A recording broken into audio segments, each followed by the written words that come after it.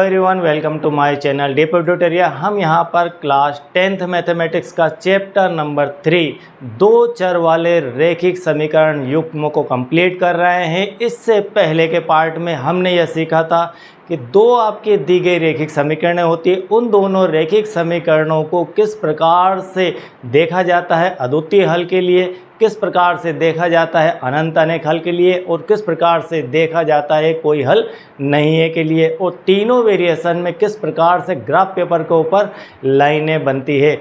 अब हम यहाँ से आज हमारी जो एक्सरसाइज है 3.1 उसे कंप्लीट करने जा रहे हैं। तो चलिए स्टार्ट करते हैं। यह एक्सरसाइज आपके ग्राफ मेथड द्वारा सॉल्यूशन करने के लिए कह रही है कि हमें इन समस्याओं को, दी गई समस्याओं को हमें ग्राफ पेपर पर सॉल्व करना है। तो यहाँ पर देखते हैं पहला क्वेश्चन।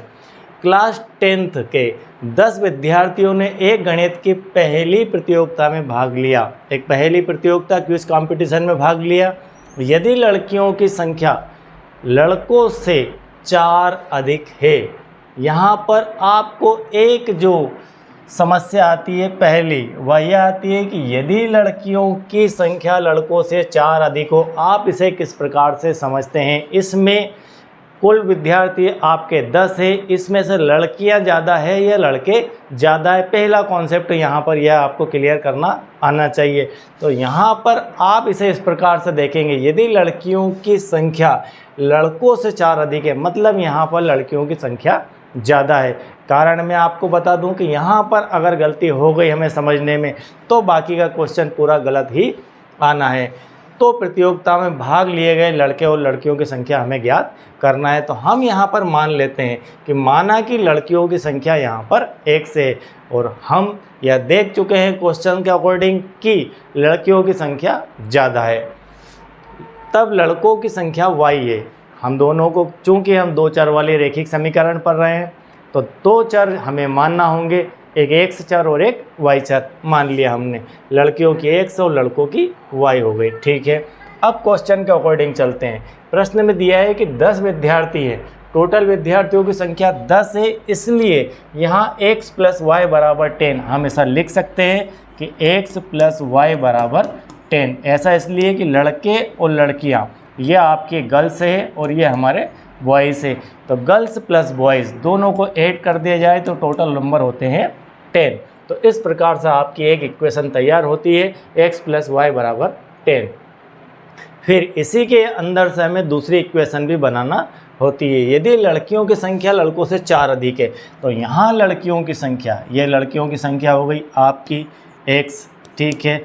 लड़कों से 4 अधिक है, लड़कों की संख्या हमने y मान ली और y से ये 4 अधिक है, मतलब लड़कों की संख्या में यदि हम 4 ऐड कर दें तो वो लड़कों की संख्या लड़कियों की संख्या के इक्वल हो जाएंगे। तो यहाँ पर जो इक्वल टू का साइन है यह बहुत महत्वपूर्ण है, यह बैलेंस है। यह बैलेंस है कि दोनों की संख्याओं का बैलेंस कैसे होगा, इस बैलेंस के लिए ही यह आपकी दूसरी लाइन लिखी गई है। यदि लड़कियों की संख्या लड़कों से 4 अधिक है, इसका अर्थ यहाँ पर आप समझ सकते हैं कि यह आपके गर्ल्स है, और बॉयज़ के अंदर यदि आप 4 ऐड कर दें तो वे लड़कियों की संख्या के इक्वल हो जाएंगे। तो इस प्रकार आपकी इक्वेशन नंबर 2 यहाँ से कंप्लीट हो जाती है, x = y + 4। अब हमें इन दोनों इक्वेशन को ग्राफ पेपर के ऊपर दिखाना है। किस प्रकार से ग्राफ पेपर पर ये इक्वेशन रहेगी हमें देखना है। इसके लिए हम ग्राफ पेपर को पूरी तरह से समझ चुके हैं, फिर भी अगेन यहाँ पर एक थोड़ा मोटे तौर पर मैं आपको दिखा देता हूँ कि किस प्रकार से ग्राफ पेपर के ऊपर इन इक्वेशन को दर्शाया जाता है। हम पहले इक्वेशन लेंगे।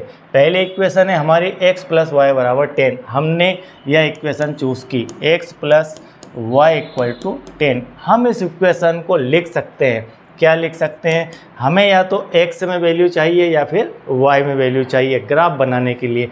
तो हम इस इक्वेशन को इस प्रकार से लिख सकते हैं, x = y आपका उस तरफ चला जाएगा, y आपका उस तरफ चला गया, तो ये हो जाएगा आपका 10 - y, क्या बन जाएगा, सॉरी 10 -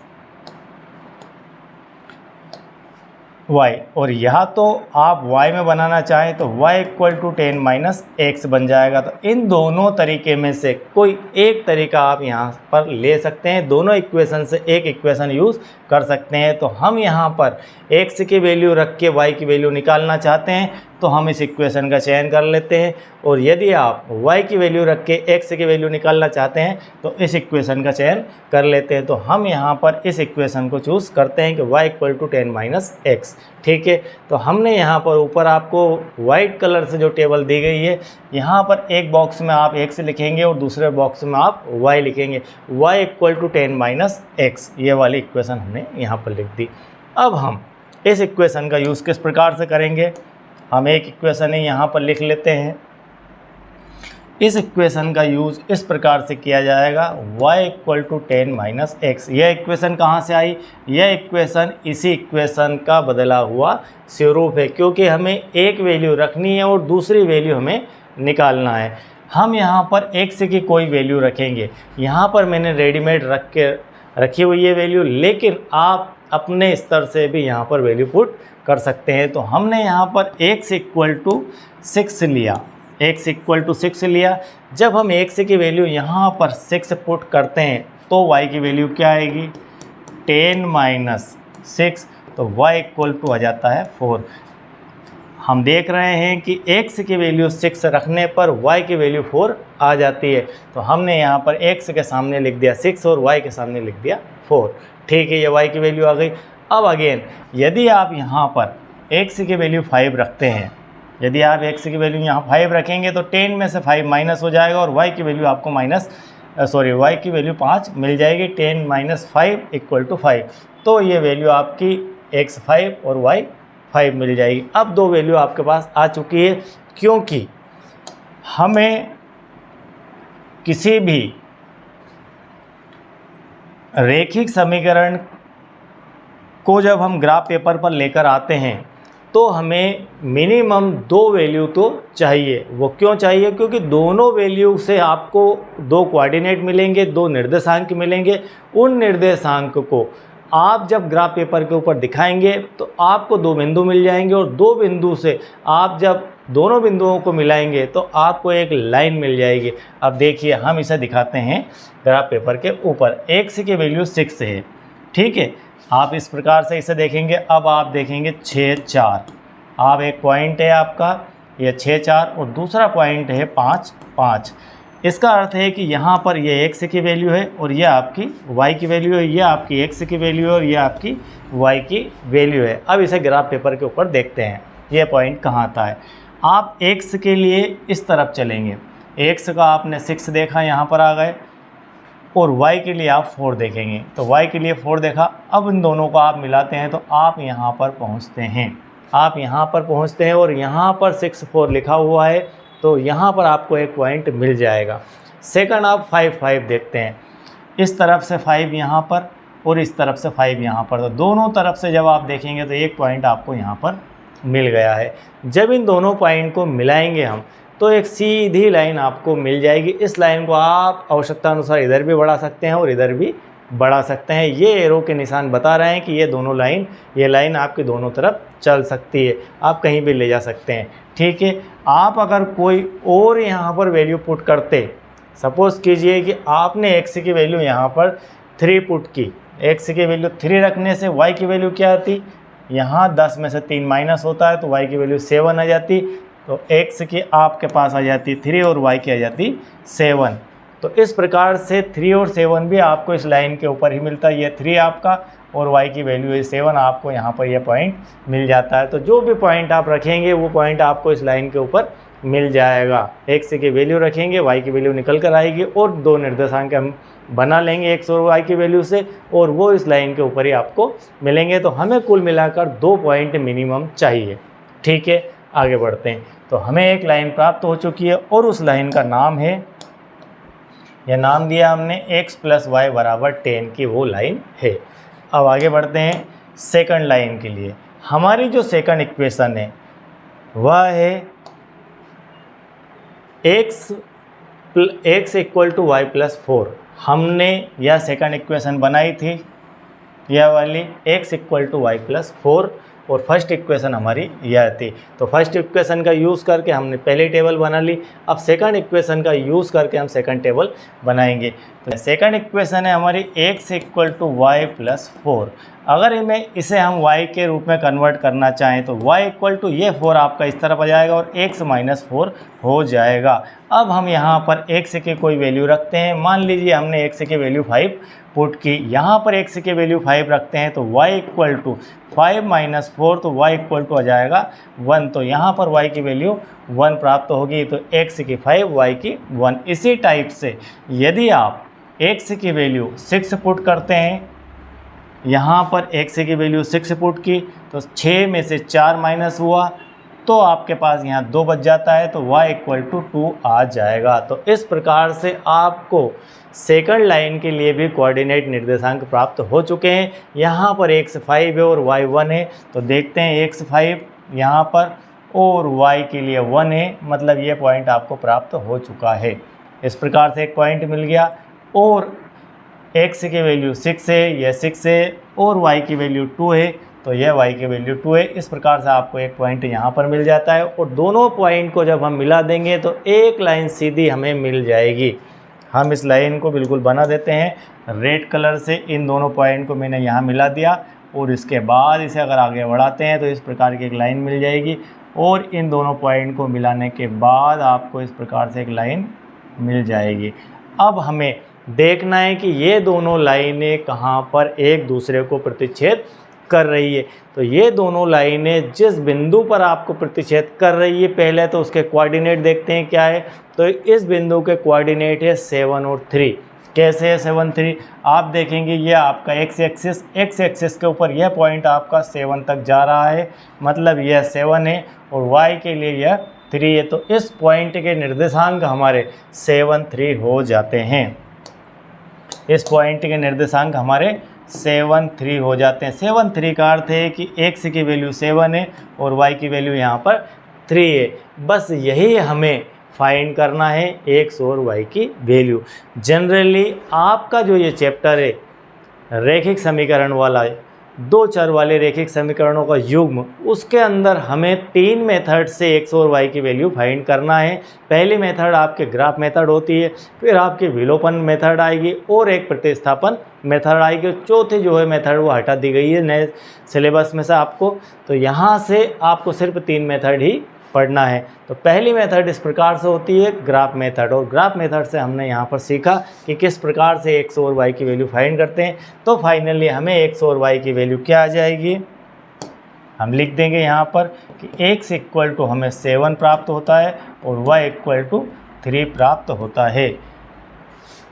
अब x और y की वैल्यू तो आ गई। यहाँ पर मैच करते हैं कि लड़कियों की जो संख्या थी, हमें लड़कियों की संख्या दी गई थी x, हमने मानी थी इसे x। तो x के लिए वैल्यू आई है आपकी x = फाइनली 7 आ चुकी है और y की वैल्यू जो यहाँ पर 3 आ चुकी है। तो क्या ये हमारे क्वेश्चन से मैच हो रहा है डाटा या नहीं हो रहा है, ये हमें चेक भी करना है। तो लड़कियों की जो संख्या है गर्ल्स और बॉयज़, गर्ल्स की संख्या यहाँ पर आई है 7 और बॉयज़ की आई है 3 आई है।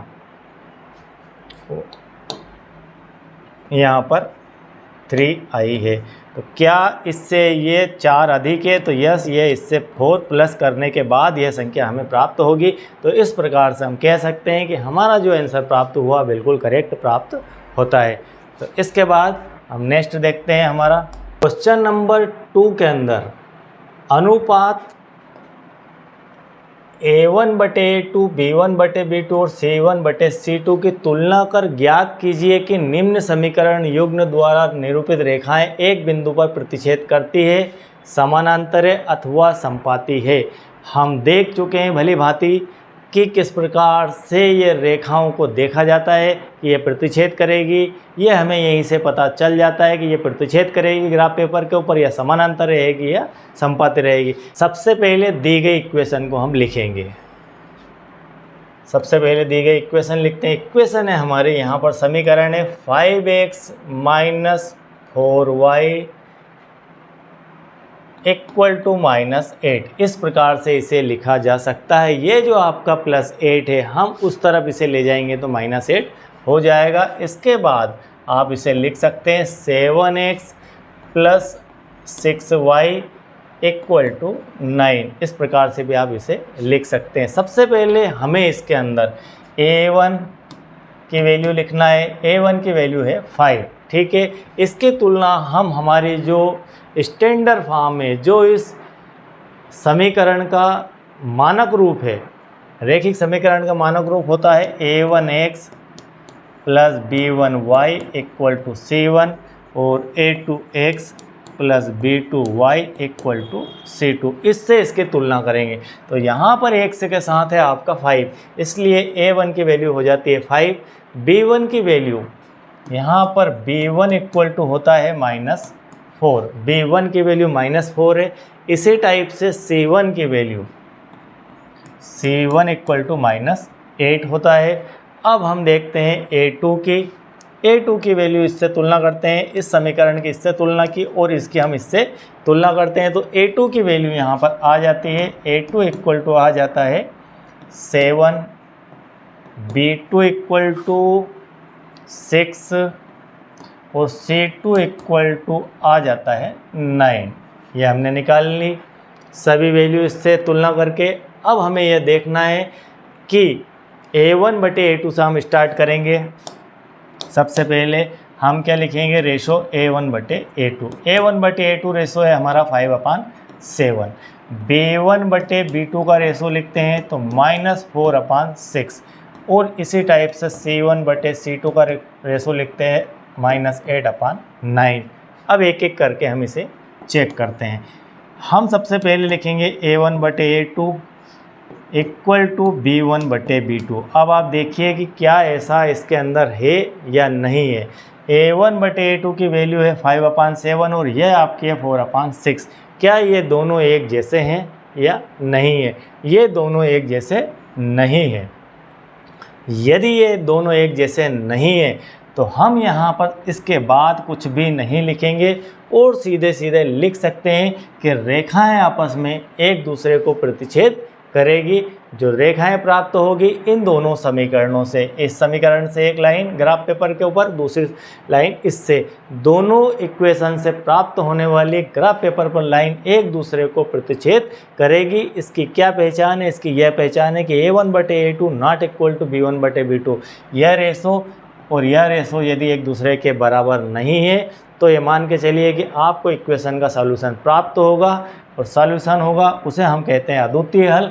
लेकिन यहाँ पर जो पूछा गया सिर्फ इतना ही पूछा गया है कि रेखाएं कैसी होगी, तो हम लिखेंगे यहाँ पर आंसर में रेखाएं प्रतिच्छेद करेगी। क्या करेगी?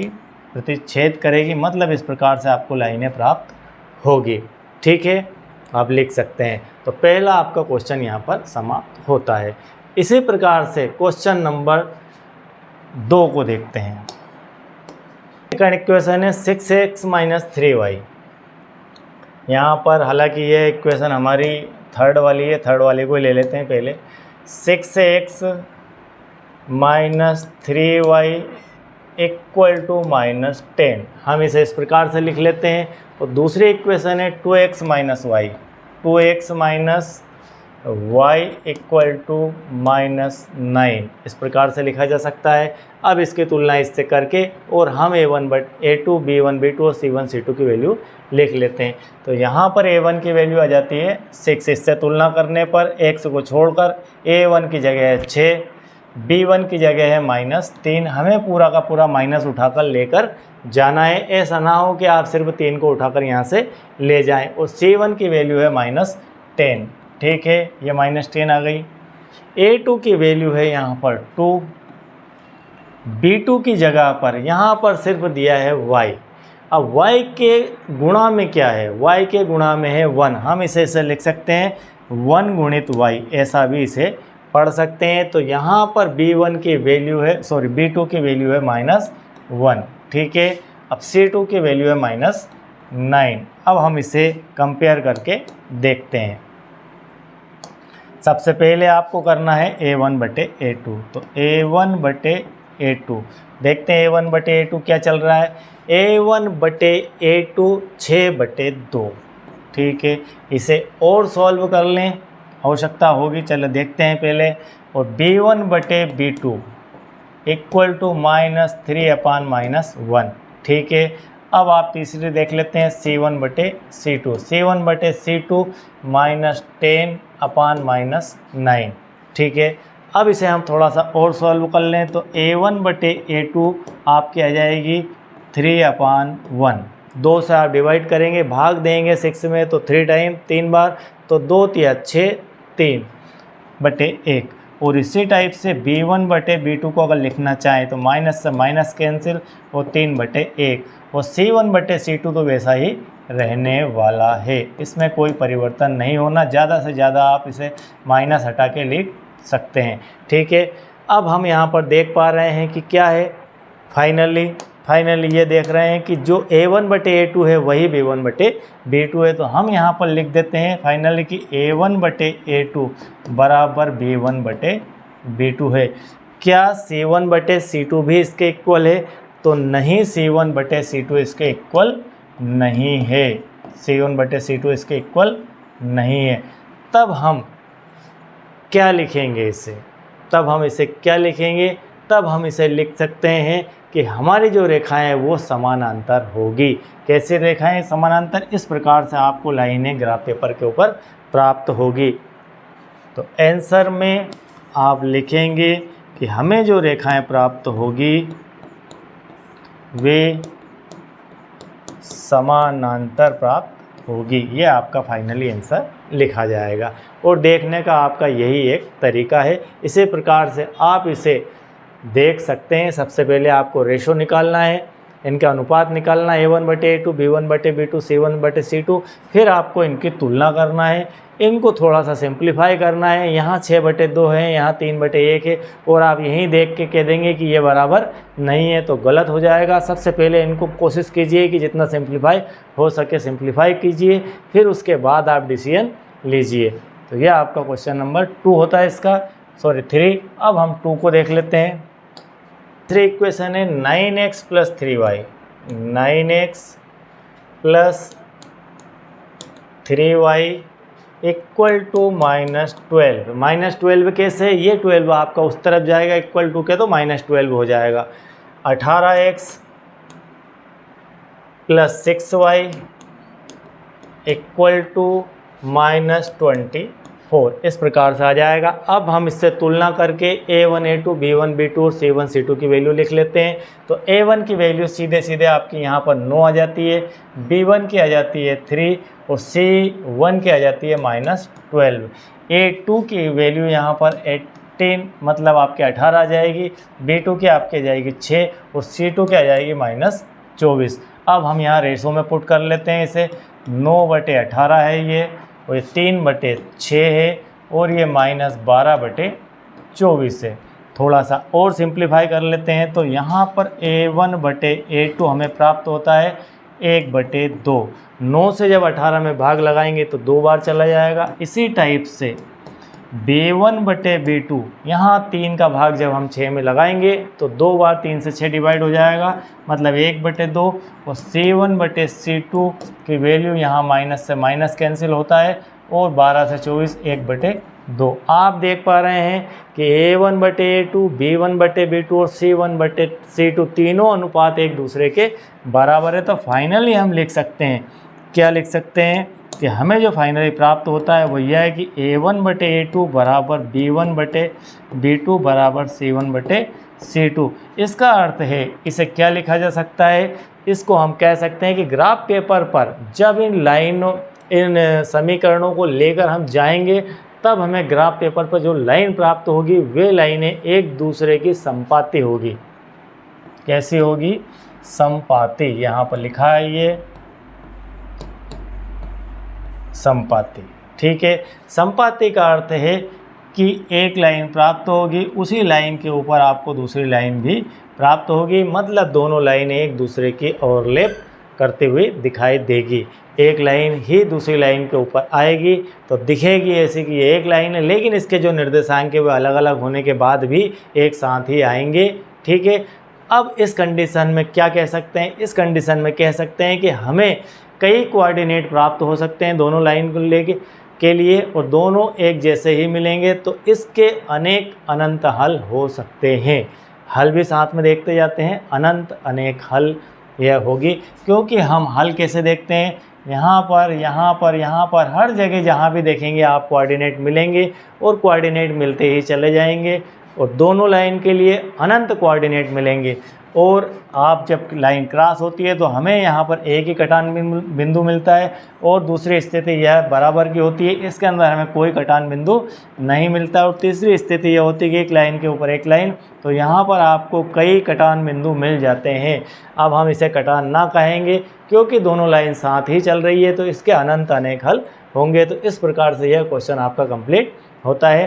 तो आई होप कि आपको ये एक्सरसाइज 3.1 का क्वेश्चन समझ में आ गया होगा। बहुत ही महत्वपूर्ण पार्ट है, और यह पार्ट आप अगर थोड़ा सा स्किप करके आए हैं तो पूरा देखिए। इसे पूरा देखने के बाद आपको और कॉन्फिडेंस आएगा, और 100% इसमें से आपको 1 से 2 नंबर ऑब्जेक्टिव के बन जाएंगे। बस यही इस लेक्चर का मूल मंत्र है कि यहाँ से आपको 2 नंबर दिलाना है। ठीक है, जितना पार्ट हमने कंप्लीट किया यह आपका 1 से 2 नंबर का पार्ट है। आपके एग्ज़ाम में इससे क्वेश्चन पूछा जाएगा। जितनी बातें मैंने कही उसमें से एक बात आपके डेफिनेट एग्ज़ाम के अंदर देखने को मिलेगी क्वेश्चन के अंदर। यदि आपने चैनल को अब तक सब्सक्राइब नहीं किया है तो सब्सक्राइब कीजिए, लाइक कीजिए, और अपने दोस्तों को यह चैनल के बारे में बताइए और लिंक शेयर कीजिए। और यदि आप पहले से फॉलोअर हैं, सब्सक्राइब कर चुके हैं, तो दोबारा सब्सक्राइब नहीं करना है। बहुत बहुत धन्यवाद। अब नेक्स्ट वीडियो के अंदर मिलते हैं और आपको इससे आगे का पार्ट करवाता हूँ मैं। Thank you very much.